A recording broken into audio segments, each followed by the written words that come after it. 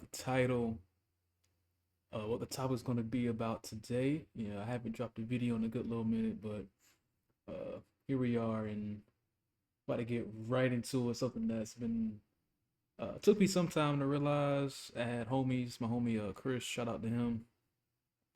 He made me realize this. We've probably had this conversation probably going on now for about 2 years now, and I'm gonna give a little backstory on it and how I saw basketball growing up and how it's kind of changed now, right?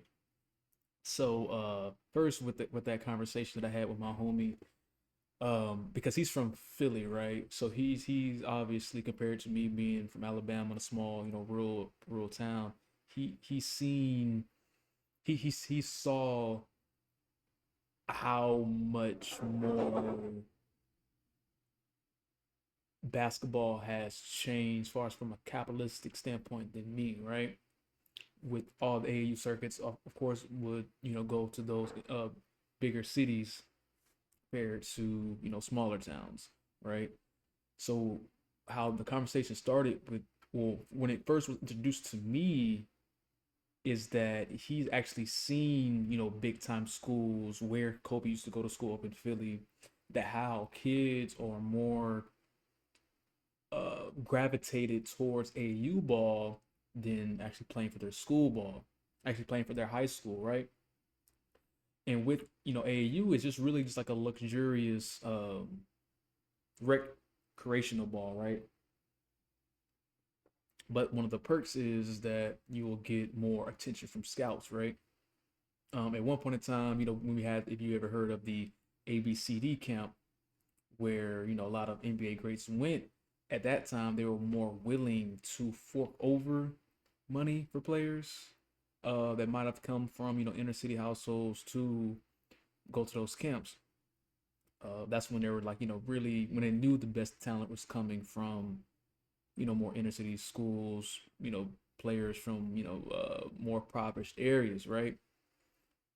And then that's started to shift, right? And now it's shifted to the point to where we are now, to where they're not even looking to scout players at schools or in the hood anymore. It has jumped from that extreme to where we were growing up. If you were, if you were, 26, 30, you've seen that the stereotypical, from the mud story of guys, you know, being legends in high school. Some of them getting drafted straight from high school and then going to college for a year and then going on to the league, right? That's over. So from this statement right here, this headline is that just was announced, I think around the 11th, that the NBA is targeting an October 2027 launch for its new European League. It's a list of preferred team cities in the new venture included London, Paris, Rome, Milan, Berlin, Munich, Barcelona, Madrid, Athens, Istanbul, and would be a 16-team league where the last four teams playing their way in, either through FIBA's Champions League or through a domestic league. NBA European teams would likely play against the big boys, the NBA in a tournament. Down the line, the NBA Cup format with American and European teams, or a tournament like last year's FIFA World Cup as part of an increasingly integrated framework. Now, I know most people might read that and say, "Oh, it's just the NBA, wanting to, spread its wings and become bigger and expand and all that," which is a very,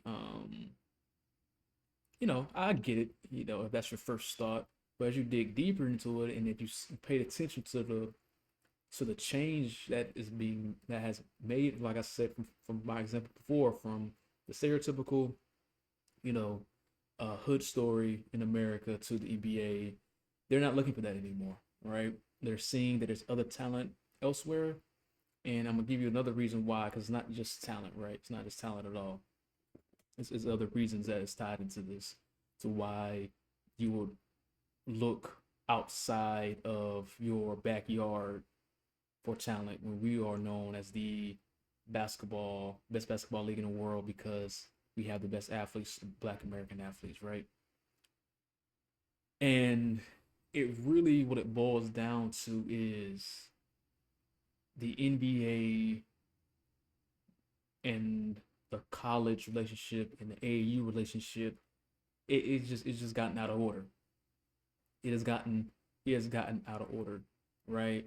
From AAU being just a luxury to now being a necessity because they are blackballing inner city youth.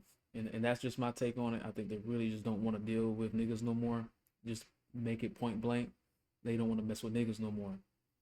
And this is from a thing that has always been the case, but once the talent level of American players dip down a little from their normal scouting, right? Because they're not scouting high schools, they're not going to the hoods no more, right? College scouts aren't doing that. They're going to AAU specifically to scout players. And you might think there's nothing wrong with that, but as you will see as I unpack this, that because of that, because they're not trying to deal with the unprofessionalism of youth coming from inner cities as much as they did before. Now that they see that there's talent that's a little bit equivalent, so you have to understand this is a business, right? And even if they don't have the best players in the world because of this strategy, that this intent that they have now, you're not gonna know the difference because they're just gonna tell you these are the best players in the world. So it's a sticky thing, and I know right now you might not be able to track it, but this is exactly what's going on, right? And some people like to blame Allen Iverson for like the image change, right? You remember when they had they had AI coming in with the braids and the change, right? This is American culture right here. This is what the league used to be and look like. And the NBA at the time really didn't have a choice, right? They didn't have a choice. Only thing they could do was try to tame it. It's trying to tame it, right? They implemented dress codes. They even one point in time they wanted even to not even try to look at guys only went to school for 1 year or came straight out of high school.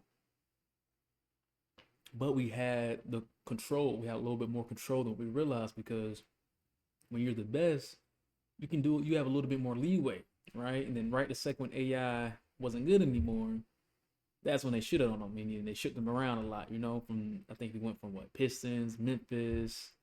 Um, his Denver stint was respectable, so I'm not going to count that as when they started to really kind of didn't want him anymore or kind of treated him like a normal player. But some people say the NBA starting to look elsewhere started around this time because they got tired of the image, right? It's a business at the end of the day, so they want to control the image altogether, right? So we're gonna come to this article here, and now when we go from the AI era, right? Chains, and he made it like okay and cool to do that. Then he tried to crack down on it, right? Because they want professional guys, to be the face, right? They tried to clean up Mike's, image from the gambling and the smoking, right? That was easier then without all the media to control that image of superstars of the league, right? So that's why when you have guys like Steph Curry that has a clean cut image, guys like LeBron have a clean cut image, that's when they hold you up. If you're a good player, great player, no matter your background, if you can at least fake it a little bit, right? And have a clean family, clean cut image, they'll work with you. They'll work with you. But once that talent not there, and they have the option of getting talent from elsewhere, right now is Europe. Right now is from the cookie cutter circus showcase of AAU ball because you got to have bread, and usually if you have bread, you go to better schools, right? Your vernacular is better. Look at some of the stars now. Jalen Brown, these guys are very smart. Not saying they're not super, super talented guys, but if they find someone better than them, but they aren't as professional in today's time, they might look the other way. You know what I'm saying? They might just go with the more professional guy has a little bit less talent because they want a clean image, right? So look at this article here. It's very interesting, right? It says Steph Curry in the sub- suburbanizing of the NBA. You know, anytime I hear, uh, suburban, right? You thinking, oftentimes depending on where you're from, you're thinking white, you're thinking rich, you're thinking upsy, right? You're thinking bougie, right? So once packed with inner city players, pro basketball is suburbanizing. This is by Isaac Eager. Came out in 2016. So this has been a topic that was when I was in a junior in high school at the time. It's been going on for a good little minute now. Let me readjust my mic 1 second. Okay. So we're gonna go through this. This is all I can I know I'm kind of all over the place with it, but it will, the article will help us like kind of walk us through the idea of why basketball is a pay to play sport now here in America, and because of that, it is allowing and opening up a new lane for European players that coincidentally are from impoverished areas in Europe, Eastern Europe, Western Europe, wherever they most of the guys are from, Australia. They're having those same stories because that's really what, as a pro athlete in really any sport, the best players are from. All right, you look at boxers. Best boxers come from really poor backgrounds. Football players, same thing. But then when it comes to image in those same sports, if you're looking for just except boxing and mixed fighting sports, you can never have a middle class lifestyle kid be a top pro boxer. That's another conversation. But when you look at football, the position that they kind of you know make sure it's a little bit more uh, barriers of entry, right? Which is the quarterback, because that's the one that's going to hold the image for your franchise. So I need the guy that family comes from an okay background, both parents in the household. He knows how to interview. He knows how to put on a suit. This isn't his first time putting on a suit, right? Same thing here in the league. All right. So I'm gonna just kind of scan through this. So sorry, to the surprise of no one, the Golden State Warriors, Steph Curry is reportedly NBA's most valuable player. All right, again, it's from 2016. I'm gonna skip through this. Um, okay, but turns out James Steph Curry, he grew up in an affluent neighborhood outside because his dad was in the NBA, right? The NBA was once a league. That's why people kind of look at Steph Curry as soft, right? Light skinned kid because he grew up with money. His dad was in the league, right? All right, as ESPN's Peter Keating points out, during the 60s and 70s, more than 90% of NBA players were from urban areas. Greats like Wilt Chamberlain, Nate Archibald, Kareem Abdul-Jabbar, Elgin Baylor grew up in poor city housing projects, but that's changed. These days, both black and white players are far more likely to have come from economic privilege. Now, because of that, growing up in poor areas, the only way you got better at basketball was just playing basketball, right? You hear the stories, oh yeah, I was 12 years old, playing against grown men during the summer, and then you went to go play school ball, right? And because you're only playing basketball for your school, that means you're not playing with other NBA players. See, in today's game with AAU, teams are stacked. Like every kid on the team is D1. So if you already have guys that most likely 80%, 70% chance going to some big D1 school, you're not getting as better at, well, you're not getting your skills aren't improving all around, because now you can just have a bailout guy. If you're a point guard, you do is just like you're not good at defense, right? As a point guard, but you got a D1 center because you're playing with the stacked AAU team that you all paid a fee to play on, and you thinking the whole team, you can on defense, because you can kind of, overplay and reach more because you got a D1 center behind you that can just clean up everything. That's not realistic basketball. So these kids are kind of growing up thinking they're really good, and they are. But then when they get in a more realistic situation, when they get to the league, or if they just play a team that has more chemistry because they know how to play the ball, play the game the right way, they start to look real regular, right? And that's the issue that's going on now. And along with the unprofessionalism that come along with it, they just don't want to deal with it no more. Okay, so let's keep going. So, according to an article, the International Review for Sociology of Sport looked at the backgrounds of NBA players from '94 to 2004. It says 66% of African Americans and 93% of whites have advantaged social background. In fact, NBA players who were raised in poverty, broken homes made up a minority of the league. Research found that 45% of African American males' children live in a lower social class context, while 34% of African American NBA players come from lower social class backgrounds. Similarly, 23% white male children live in lower social class context, while only 7% of white NBA players were from a lower social class background. All right. Since 70, the average salary for NBA player was $35,000. A decade later, it increased to $180,000. Today, the median wage for NBA players is $4 million. Investing in athletic abilities of young men is financially prudent. So much that preteen boys living in basketball talent are sent to private programs and trainers in order to better mine their physical and financial potential. So if you're going to these schools, these private programs, right, you got to get accepted into it. You got at least got to blend in a little bit those prep schools, blend in a little bit those private schools, right? So it starts early because think about it like this, right? The average age of a first round pick is like 17, 18, 19 average, right? Let's just say 19. So that means they already know who's who by the time you about 15, 14 years old, right? Because you've been playing the AAU. So if you ain't up to par as far as the media, especially now everybody got media, families, posting players, the social media thing, they know who they want.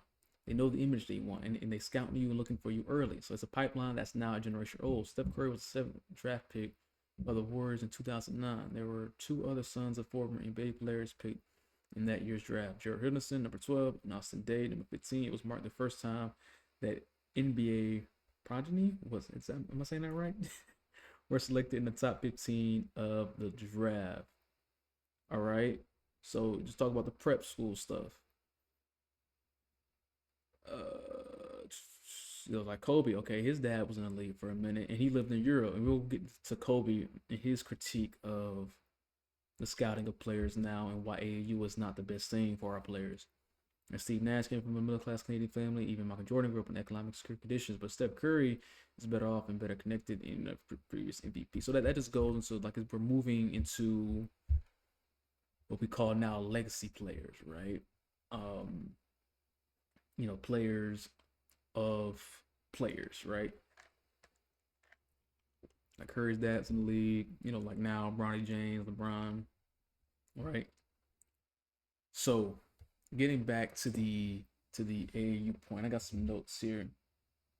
All right, and this has become a big problem because how I see it now is that because of this dynamic of the only way you can get scouted by a big time college is through AAU, and the NBA is only looking at you if you play AAU because, again, you have to pay to play, right? So if you on one of those big circuit AAU teams, 9 times out of 10, your parents are kind of middle class.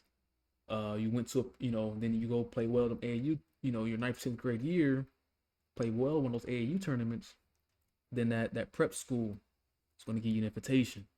And then based off your family, you got to interview for the school most likely. They'll probably work some deals where your parents don't have to pay that much, or they give you a scholarship just off the strength that you're going to be a really good player for the school, right? But that don't happen if they couldn't afford to get you to the AAU circuit. Y'all see where we're going with this? The NBA now using the AAU circuit as a pipeline specifically, wholly, absolutely, and not looking at high schools in the hood anymore, is going to deplete our representation in the league now because they don't need it anymore. All right, cool. You might not get an athletic guy. You might not get a job no more. Cool. It don't matter. We just going to shoot threes anyway. We're going to shoot threes around the floor anyway. So that play style that we've kind of honed as ours, as far as the Black American, the athletic guy, um, the braggadocious, the trash talking guy, they don't want that no more. It's a new day. They just don't want it no more. And it took me some time to realize that myself. So my homie used to tell me this, and I'm like, man, it don't matter. They just want the best talent. They just want the best talent because it makes some more money. At this point, the money ain't even the problem. Now they realize the image is going to make them more money. Because now you have a clean cut star. The whole that they want that image to be worldwide, not just America no more. So you can't market Anthony Bennett as much overseas as you can someone that's a little bit cleaner, has a cleaner, um, you know, off the court life. Because now you're talking about international sponsors, not just American sponsors. Hey, y'all see where I'm going with this? So it's just like, all right, how can I get my guy to be marketable for the whole world? Even if it has to be an American, you better be clean cut. You better be clean cut. You better be able to go to China and behave.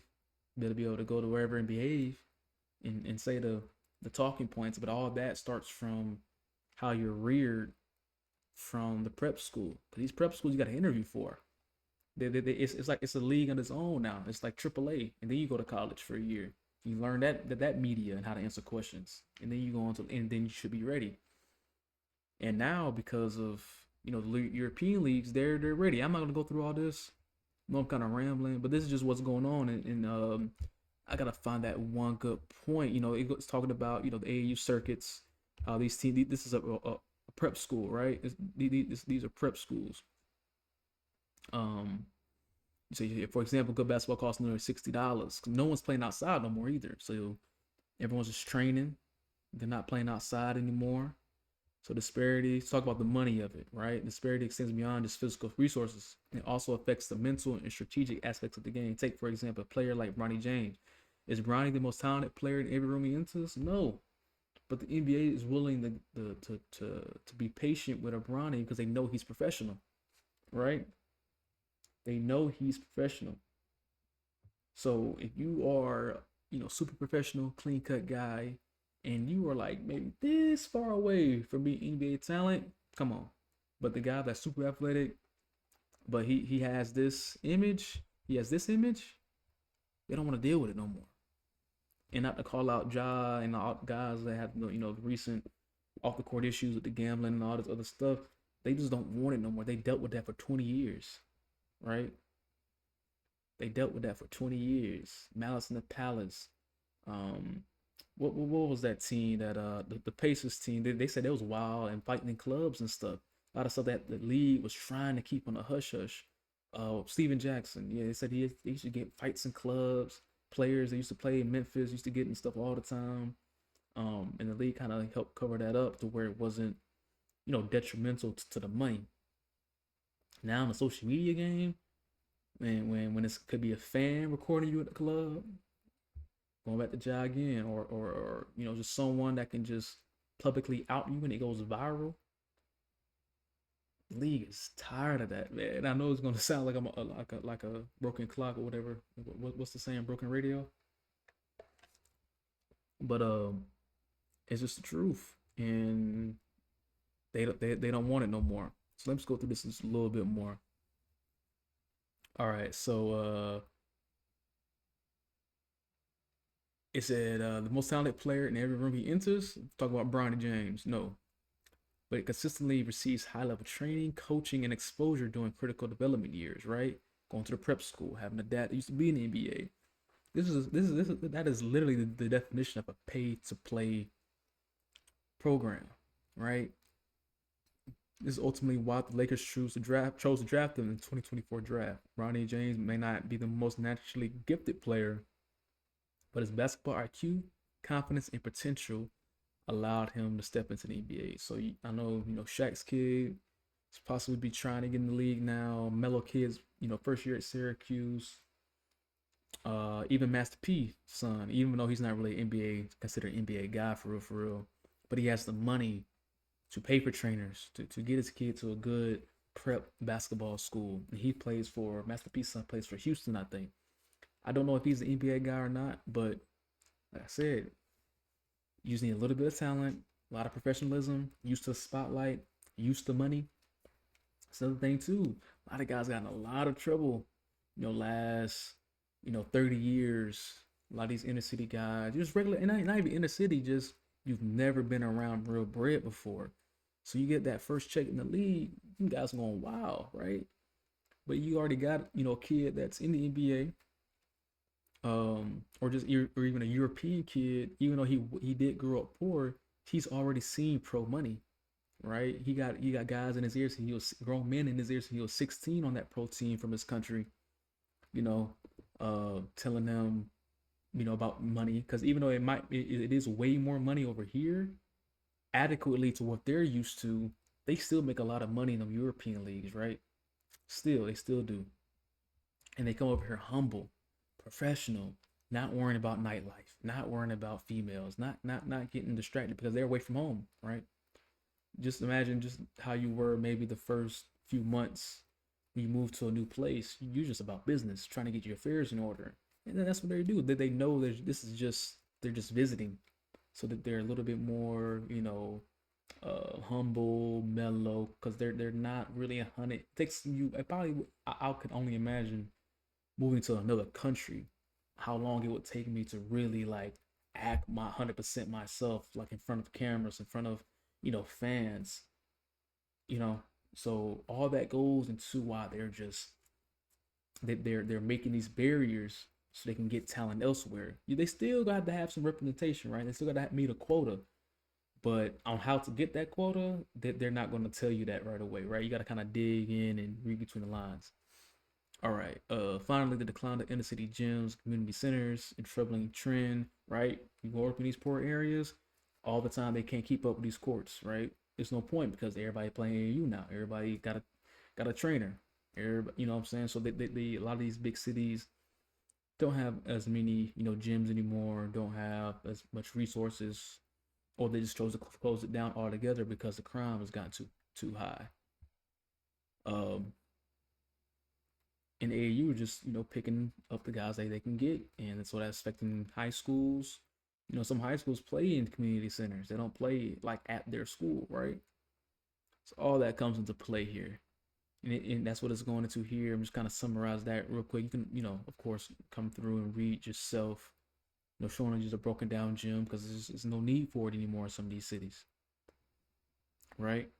You go Bronny, they play each other. These are big prep schools. These guys. I don't know what school, Mellows High School, but the Sierra Canyon, big prep school out there in Cali, right?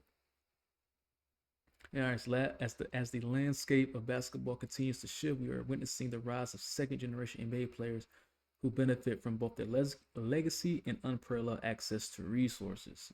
Again, resources, you got to pay for them. That's the only way you're going to play. Pay to play. Right? All right. According to Aspen Institute's Project Play Report, sports participation rates among youth living in households with the lowest incomes are about half that of youth from wealthier homes. This stat illustrates the growing divide in access to sports, which is particularly evident in basketball. The shift towards a more exclusive sport driven by socioeconomic status means that those who can afford elite training and facilities are more likely to succeed, while those from lower income backgrounds face increasing barriers to entry. And that's another thing too, with all the just training instead of just playing ball straight up, is that you have a bunch of great one-on-one players that don't know how to play ball. And we're going to get into that because if you don't take it from me, you're going to take it from a player that I know everyone has some sort of respect for, that said the exact same thing, that the exclusiveness of trainers and how you get better at the game is not really how you get better at the game. It just makes a good individual player. All right, this next generation of second generation NBA players like Bronny, Kai Anthony, Dylan Harper, the Boozer Twins are sets that exemplify this trend. These players' journeys blend talent, training, and the pressure to live up to their famous father's legacy. These boys groomed to be successful athletes in environments that promoted top-tier coaching, allowing them to develop their skills in ways that most players would dream of. However, as this phenomenon becomes increasingly more common, it raises concerns about the future of basketball as a whole, right? If this is the new, uh, process to get to the league, that leaves the inner city out. That leaves the kind of open entry, right? It's closed off. They got Jordan jerseys. You know what I'm saying? These high schools are branded, they're sponsored. So they only want who can represent the school and that brand well, right? And I think a lot of this could be due to NIL as well, right? It's too much money involved now to have a knucklehead. And I know that I'm not trying to sound like no coon. I ain't trying to sound like I'm going against the black folks or nothing. But that's just the reality of having this much money invested in these players now. All right. So I think I pretty much done went through what I needed from that one, right? So we're gonna go ahead and move on to these. I went through this one just because Steph Curry is like the ultimate example of that, right? Good household, very respectable. But Curry a dog too, right? He's played against these guys, these other guys. When it wasn't as much as the AAU circuit as it is now. So just like how we started off early in the video talking about that European league, it's another pipeline. No matter how they sugarcoat it, talking about it's gonna be better for the sport, and you wanna, they're just gonna be they're gonna send scouts over there too, right? Just like they send them to college games now. You're gonna be sending scouts to this league because that's what else are you doing it for, right? You're doing it to have another avenue to get talent. That's it. That's it. Point blank. Period. Point blank. Period. Kind of went through that. I'm not gonna go into too much detail about the league. It's gonna basically be like another. Uh, it's gonna be like a European college, I guess you can call it. In my opinion, that's how it's gonna work. You're gonna because there's no way you're gonna implement this and not be looking at those guys, right? So I got some bookmarks here. Just go through this big shift in why, if you're an American basketball fan or just a youngster growing up that wanna uh, go to the league, you're gonna have to play AU ball. There's no way around it now, right? All right, so it says 6 of the top 7 players in the NBA this season are international. So if you're seeing this as a GM, guess what you're gonna be looking? You're not gonna be looking in colleges no more. You're not gonna be looking at the regular, high school like school ball circuit, knowing that everyone's going to AAU now. And then out the AAU, you better be getting the guys um that can match up. But if they can't, but they're professional, that's who you're gonna go with. All right, so you got Nikola, Shea, Giannis, Tyrese American, Victor, Shingun, Luca. All these guys are European guys. Then you might say, "Hey, bro, like this ain't no American European thing. It's just if they're better, they're just better. That's what the league is gonna gravitate to." And you're right, but because of the process to get to the league now, that's the only reason that they're better, because we're not teaching our kids how to play ball without having to play these showcase AAU games, right? And another guy that said this, you'll see Kobe said the same thing years ago, right? Years ago. All right, another post here. They keep trying to make NBA players that are American like Tatum and Ant the face of the league, but it hasn't worked out at all since the best players in the world today are foreign, such as Luka, Jokic, Shea, Giannis, Wemby, and that's true. No one has stepped up. No one has stepped up. Again, going back to the knuckleheads, it's really supposed to be maybe Ja's supposed to be it, right? Maybe LaMelo Ball, but the league don't want that image. As bad as it is, as wrong as it may be, as racist as it might be, it's the truth. And on top of that, because of the unprofessionalism that they've showcased, I'm not just naming them two; it's others too. You got Ant, Miles Bridges was doing the same. Even though he's not of that caliber player, it still just proves the point that these American guys, they're looking at us as not as serious anymore, right? They just don't want that image, even though Ja has the talent. because of his shenanigans, they like, nah, we don't want to deal with that. We rather just, all right, we'll promote whoever a little bit more, or we just gonna wait. We'll just be in this little gray area like we in now. All right, Mike Bray on the direction of NBA is headed. 125 international players on NBA rosters today. Word is by 2029, over 50% of the league will be internationally born. Got to wake up from for grassroots high school, college, and USA b-ball. It was right, but I don't think they want to wake up, man. Now the image of NBA players is just like a rapper. They just want the image. They don't want the real work behind it, right? Excuse me, putting on some ice right now. But other thing too, right? A lot of these NBA guys, you know, kind of wanted more of the lifestyle than actually being an NBA player. And what I mean by that is, not, and I should pull that up too. Um, when guys get drafted, they get traded.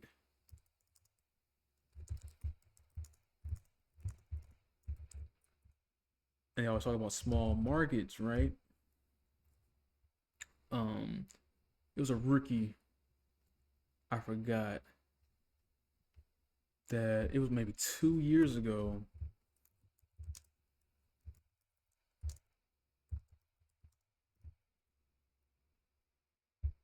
He was saying, I forgot who it was.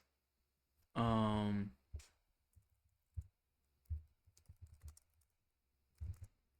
he was talking about what do you feel about getting like drafted. I think it was like Minnesota or something. And he said, I don't know, there's really nothing to do there. And it's like, and then I thought, like, why are you worrying about that? Why are you worrying about the nightlife of an NBA city when you're about to get paid more than you ever got paid in your life? Like, you can just go to Miami, you can go to LA whenever you want, right? So then the NBA is also seeing the talent dwindle. They're seeing players being unprofessional, the level of professionalism dwindling for American players, and they're seeing the appreciation of me giving you an opportunity to change your life. They're seeing players being ungrateful. I'm trying to find out who it was, but we've all heard it, right? God, oh, it's a small market. When they're really just saying, ain't enough clubs here. Um, doesn't want to go to certain. I forgot who it was. I should have had it up already, but it was like maybe 2 years ago. Okay, Ace Bailey. Yeah. Yeah, he doesn't want to be drafted by the team like Charlotte Hornets, Utah Jazz. He has reportedly declined private workouts. That okay, I remember this. Yep, and he was just saying it was nothing to do there, right? He didn't want to go to Charlotte because it's not in Atlanta. He don't want to go to Utah because it's not a LA. It's not a Miami. When it's like, but then you these European guys get drafted, and they're showing so much gratitude. They're showing so much gratitude, and I'm not saying it's right that the NBA is going that route. I'm not saying it's right at all. But when you are investing that much money, people are forgetting this is just a job. This is just a job, just like any other job for the most part that's somewhat professional. They want to know if you've been arrested before. They want to know what your background. They want to know what school you went to, and they're comparing that school to the other schools from the other candidates, whether you had good grades or not. Could you get into that school? Did you get in trouble while you were there? All that type of stuff, right? Because it's just a job, and they want the right image to represent their soon-to-be $1 trillion league. You know what I'm saying? Because eventually it's going to get to that value, especially with this expanding. Could be expanding more NBA teams. Now they have another way to fill those spots. If they open up a team or move, yeah, they open up a new team in Seattle. Guess what they gonna do? They gonna go, hey, Jokic, who you know over there that's good? Luka, who you know over there that's good? That's gonna be 4 to 15, 5 to 15 spots right there, right? So it's a slippery slope, but it all started from summer. You played with your school. That was like my closest I could get to AAU because I was just too far away to be playing travel ball, and it's just my folks weren't that invested in it like that, right? They would still want me to play, right? But it was just too far away. We probably had to go an hour just to try out or find the closest one. But when you go and sign up for these AAU teams, you got players from different cities going to try to play for the same team. So once the circuit or the season AAU season over the summer starts, you're just playing games, all right? So if you weren't on the AAU team, like I never played AAU ball. We played travel ball with our school. But the difference is that we didn't just play a bunch of games. We actually had practices. We scrimmaged against the varsity, scrimmaged against each other, lifted weights, did drills, learning basketball. But when we did go, we would play like 5 games a day over a weekend, right? That was good because we already had those weeks and weeks and weeks of practicing. AAU is exactly the same way, but no practicing. You just traveling like you a globetrotter or something. You just playing ball. So guess what you're gonna do if you're not practicing, not building real chemistry, not learning when to cut, how to make certain reads, just playing street ball. You playing all those games, 3, 4 games a day over a weekend, and then going to the next city the next weekend doing the same thing over again. You're not getting better. You're gonna play to your strengths. You're gonna get the oohs and the ahs and the dribbling of the crowd and get them all involved, and that's it. And then you're playing with other college players, the guaranteed D1 college players. Where if you would have just stayed in your hometown, you might have had two, maybe one other guy on your team, including yourself. That's D1. So you're gonna have to learn. Okay, I gotta get my guys involved. Okay, I gotta guard the center this week, and then I gotta guard the point guard the next game. So you're becoming a better, well-rounded player when the best player isn't surrounded by other, high level talent, like cherry picked talent, right? That's why I think we got to get back to the school rivalries, this side, that side, east side, west side of town, rivalries where you got your two D1 guys, but then you got just your regular high school guys that's after their senior year of high school, they're not playing another game organized ball again. And that's the beauty of the game, right? Look at LeBron, and who he played with. Even though I think he did have I think that school was some sort of a prep school, but he wasn't playing on a stack team, right? He was the only guy that could have went to college, I think, for at least a big time college from that documentary, that came out about his high school team, you know. So we're going to continue. All right, timing might be perfect to switch to Team USA versus Team World this season. Among the top 25 performers in the NBA so far, there are 13 international players and 12 Americans. That is crazy. You can look at the list. The rest of the world is catching up because, like Kobe said, just teaching kids how to play. Forget all the showcase stuff. Stop trying to treat these kids like superstars right away and just teach them the game. That's it. That's all we need to be doing, teaching the game. Now, am I saying if we didn't go this route that these guys wouldn't be here? Of course not. But long term, we're gonna lose the battle. I think Jokic is still gonna be the best player in the league no matter what. But we're talking 10 years from now. If our kids aren't as invested as kids overseas, because they're seeing their idols now. These are overseas kids' idols now, right? If you ask a typical American kid who's their favorite player, who they like to watch, they're gonna tell you Ja. They're gonna tell you LaMelo. So the kids aren't even looking at the top American players, right? Because it's about the image, and they love the rapper image. The NBA don't though. They don't at all. They don't. They don't. All right, Doc Rivers. All right, he says European kids practice a lot. Again, learning the game, not just playing full-fledged games. Games are cool, but if anyone has played sports, right? Once a game starts, you kind of just revert back to your strengths no matter what, right? That's why in practice, you got to practice that left hand layup. Practice that left hand layup. Do the uncomfortable thing. Then when you go to the game, You're not even you're an autopilot, right? Anybody that's ever played sports, once that game start, like you might pull out off a new move, but that new move, the foundation of it is your fundamentals that you drilled in to your psyche. You know, you just that crossover, boom, practice crossover, practice crossover, practice crossover. You got it, you master it. You get in the game, and you do it, boom, boom, and the guy don't fall for it. Then you just revert back to that fundamental. All right, now I gotta escape. Or if you do it, boom, boom, you have such a good handle on the fundamental crossover that if he reaches too early or late in that last minute adjustment, you can handle it. You can maybe do the little tap tap in the middle, or you can do the in and out instead of the crossover. So you know what I'm saying? But it starts from the foundation, and a lot of players now, because of this pay to play model, uh, the ones that can get over that first barrier of entry aren't as good as you think just because they have the eyes on them or the brand on them that they paid for, not earned, right? So I want to go ahead and start to wrap this up. Um,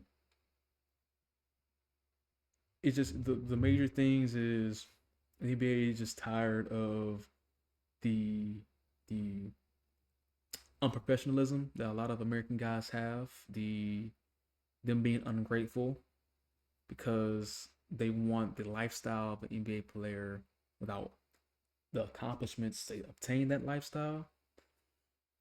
In combination with European guys being more humble, more grateful, and they're still growing up in private areas, so you still gonna get that grit, right? Your Jokic a dog. You saw what he did to Marquise Morris. That was some dog shit he did, whether it was right or wrong. Like what I'm saying, he really begin. He ain't no bitch, right? He come from that, so you still get that grit, but you get that professionalism because they already played pro ball before they get over here at a very, very, very young age. They're already used to the money. They don't want the spotlight. He basically has a good thing. People are like, oh, Jokic is the face, but he doesn't do anything. He doesn't do, celebrity stuff. Secretly, the NBA likes that. They secretly like that, right? They secretly like that. Um, and hopefully someone steps up. Hopefully Anthony Edwards steps up a little bit this year. Kate Cunningham is I think he has already stepped up, but the media just want to go with the same old, same old. Just talk about the top guys, talk about LeBron, talk about Curry, right? But he's on the way up. I think he's a good guy. I think overall though, it's not going to be a issue far as I don't think there's going to ever be a guy that is super super talented that they're not going to at least dig into to see if he can get a shot. All right. But I think that if we don't get a hold on this soon, they're going to just stop altogether and just go with the AU circuit scouting and then get guys from overseas. And that's going to be a detriment to the American game because if that happens, we're not going to be the world favorite. We're not going to win gold medals like handily anymore. And as you can see, the last 3-4 Olympics, these scores are getting closer and closer and closer, right? But it might be a wrap for the league being a true American dominated sport, and it's sad, but at the same time, we could have had a hold on this a while ago if we would just listen. This interview by Kobe, this was years ago. I remember when he said that because right when I graduated high school and started talking to guys when I went to Auburn University about how they played and where they played and all that. Growing up, and everybody played AU ball, and I was like, people like assumed that I played because I was just so, I won't say I was so good, but if you grew up outside of a rural area in a major city, it was kind of just, everybody played AU, or everybody knows somebody that played AU. So it's like, oh, like what AU team you played for? And I'm like, other guys from Alabama, but cities in Alabama. And I'm like, I didn't play AU ball. I'm like, well, you play AU ball. It's like a shot, right? That's just the way the game is going, and I'm glad my homie put me on to this because being from just where I'm from, AAU and all that, we didn't care. You know what I'm saying? We was smacking 6A schools. I mean, we was a 2A school. right? Because we had that chemistry. We didn't play AAU ball, and I think that helped us as a team because we played with each other the whole summer instead of splitting up and going to different AAU teams and then trying to come back and play school ball, or just saying, nah, I don't want to play school ball no more because AAU. Now, from what I'm hearing, the AAU is year round. You know what I mean? It's year round now, and that's, like Kobe said, it's just a showcase. So now they playing that showcase ball more than high school ball. So now you're not being as close with your homies, and that's going to the same school as you. You just pretty much it's just a pipeline to the league for those that can pay enough to stay and talented just enough the NBA to want to work with you. So that's it for the video. Hopefully I brought some light to this issue, and so it won't be a surprise when you look up one day and you only see maybe 3 black players on the floor, no, black American players on the floor rather than what you see today, because it's just the game is shifting, and as a collective, far as the best talent here in America, um, economically, they're just not going to be able to keep up with it. But that's all I got today, and I'll let y'all soon.